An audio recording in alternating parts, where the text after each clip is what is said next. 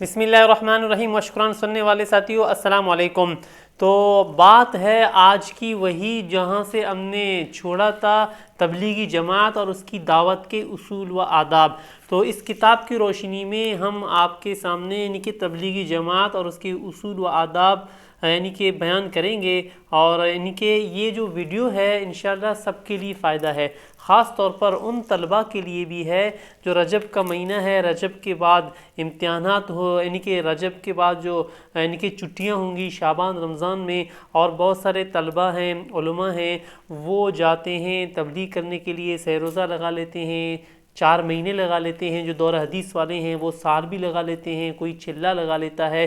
اور خاص طور پر اگر یہ ویڈیو سن رہے ہیں اور یا سن رہی ہیں سب کے لیے ہے، اور خاص طور پر یہ اس ویڈیو انشاءاللہ فائدہ ہوگا، گویا کہ ایک سلیبس ہے، ایک نصاب ہے، خاص طور پر ان لوگوں کے لیے جو چلہ لگا لیتے ہیں، سہ روزہ لگا لیتے ہیں اور 4 مہینہ لگا لیتے ہیں، اور عام کے لیے بھی ہے۔ ان کے لیے اس لیے ہے کہ بہت سارے نہیں جانتے، وہ فضائل اعمال پڑھ لیتے ہیں، اچھی بات ہے، لیکن ان کو جو دعوت کے اصول و آداب ہیں جو حضرت مولانا محمد یوسف کاندھلوی صاحب نے بیان کیے ہیں، ایک تبلیغی جماعت جو یعنی کہ باہر ملک میں گیا ہوا تھا اور اصول و قواعد بیان کیے خط کے ذریعے، تو یہ مکمل ایک خط ہے۔ تو یعنی کہ آئیے ہم نے جہاں سے بات ختم کی تھی وہیں سے شروع کر دیتے ہیں۔ تو تبلیغی جماعت کا جو مختصر تعارف ہے حضرت مولانا استاد محترم عبدالرزاق اسکندر صاحب نے بیان کیا ہے۔ سب سے پہلے ہم یہی بیان کریں گے کہ تبلیغی جماعت کا مختصر تعارف، کیونکہ بہت سارے وشکران سننے والے ساتھی ہیں وہ نہیں جانتے کہ تبلیغی جماعت کیا ہے، اس کا تعارف کیا ہے اور کب کس نے شروع کیا تھا۔ تو حضرت مولانا محمد الیاس صاحب رحمہ اللہ نے اس کو شروع کیا ہوا تھا تقریباً 1 صدی قبل۔ تو آئیے میں اپنے طور پر، جیسا کہ پہلے بھی کہا تھا، اپنے طور پر ایک لفظ نہیں بولوں گا، جو کچھ بولوں گا استاد محترم کی باتیں ہوں گی، عبدالرزاق اسکندر صاحب کی۔ تبلیغی جماعت کا مختصر تعارف، تو تقریباً 1 صدی قبل کے معنی پہلے 1 صدی قبل متحدہ ہندوستان کے ایک بہت بڑے عالم اور بزرگ حضرت مولانا محمد الیاس صاحب رحمہ اللہ نے دیکھیں تبلیغی بھائیوں، آپ لوگ فضائل اعمال پڑھتے ہیں، اور فضائل اعمال کے لکھنے والے حضرت مولانا محمد زکریا صاحب ہیں۔ تو حضرت مولانا محمد زکریا صاحب کون تھے آپ کو معلوم ہے؟ حضرت مولانا محمد زکریا صاحب حضرت مولانا محمد الیاس کے بھتیجے تھے، جو بانی ہیں تبلیغی جماعت کے۔ تو اب مختصر تعارف آپ کے سامنے پیش ہے۔ حضرت مولانا محمد الیاس صاحب رحمہ اللہ نے دیکھا کہ ہندوستان میں مسلمانوں کی دینی حالت افسوسناک حد تک ابتری کا شکار ہے۔ جس طرح کہ ہمارے یہاں ہے، بہت سارے دور دراز علاقوں میں ہمارے لوگ جاتے ہیں، سندھ کے خاص طور پر مکلی کی طرف جاتے ہیں، ٹٹے کی طرف جاتے ہیں، تو وہاں پر بھی یعنی کہ گاڑو ساکرو وہاں تک ہے، کراچی سے زیادہ دور نہیں ہے، ان کی حالت بھی بہت زیادہ ہے اور صحیح طریقے سے کلمہ نہیں پڑھتے۔ تو اس زمانے کی بھی بات کر رہے ہیں حضرت مولانا محمد الیاس صاحب رحمہ اللہ۔ دیکھیں کہ نیز انہوں نے دیکھا کہ ہندوستان کے بعض علاقوں میں مسلمان صرف اسلام کا تو نام جانتے ہیں، مگر ان کو کلمہ اسلام لا الہ الا اللہ محمد رسول اللہ کا صحیح تلفظ تک بھی نہیں آتا۔ اور ہمارے یہاں بھی صورتحال ہے دور دراز علاقوں میں، خاص طور پر سندھ کے۔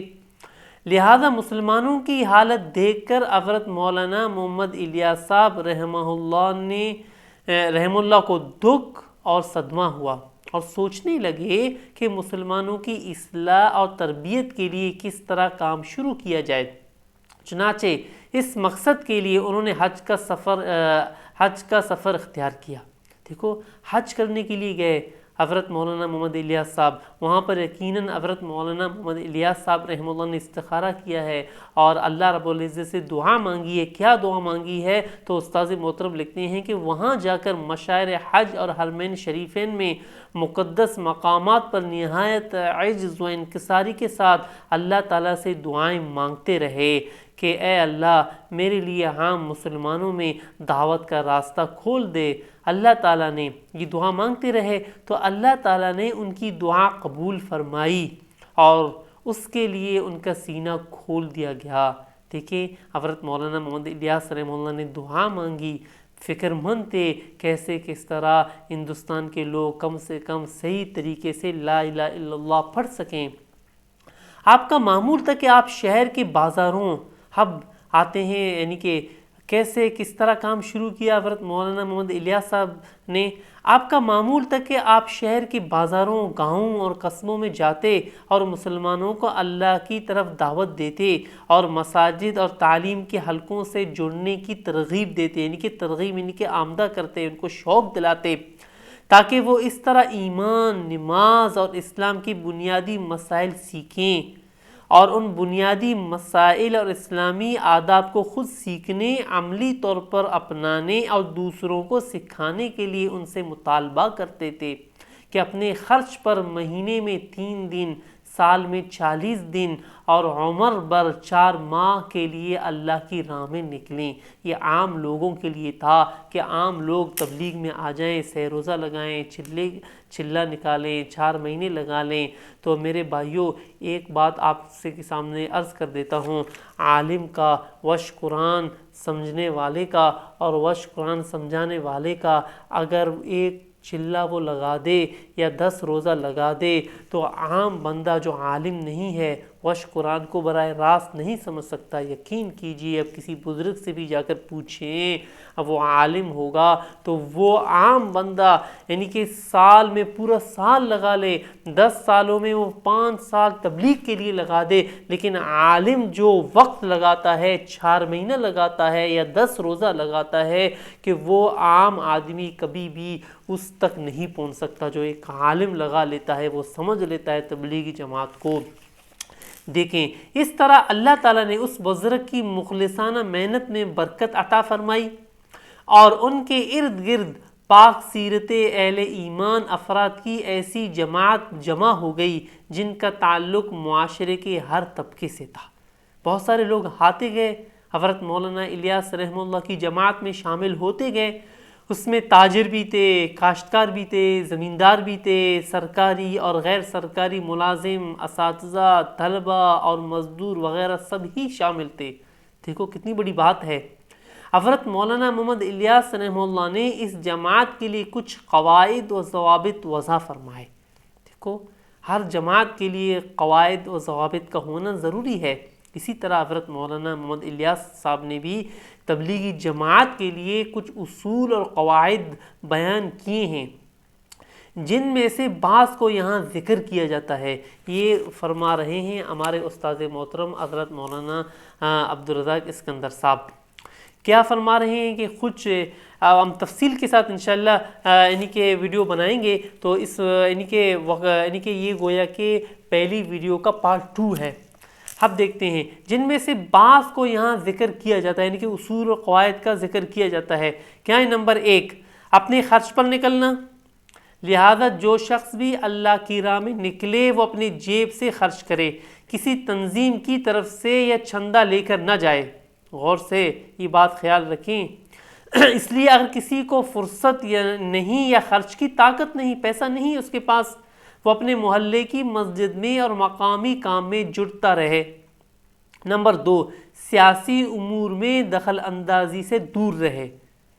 نمبر 3، اجتہادی، فروعی اور فقہی مسائل کو نہ چھیڑا جائے، اور ہر شخص نے جو بھی فقہی مسلک اختیار کیا ہوا ہے اسی پر عمل کرے، یا اس مسلک پر جو اس ملک میں رائج ہو، اور پوری توجہ اور اہتمام سے ایمان، یقین، اخلاص، نماز، علم، ذکر، مسلمانوں کے اکرام، مسلمانوں کا اکرام کے معنی عزت، اور ان کو اپنے طور پر اپنی حیثیت کے مطابق اگر ضرورت ہو تو یعنی کہ ان کو کھلانا پلانا بھی ضروری ہے، اور ان کے حقوق کا خیال رکھے، دعوت اور خروج فی سبیل اللہ میں مصروف رہے۔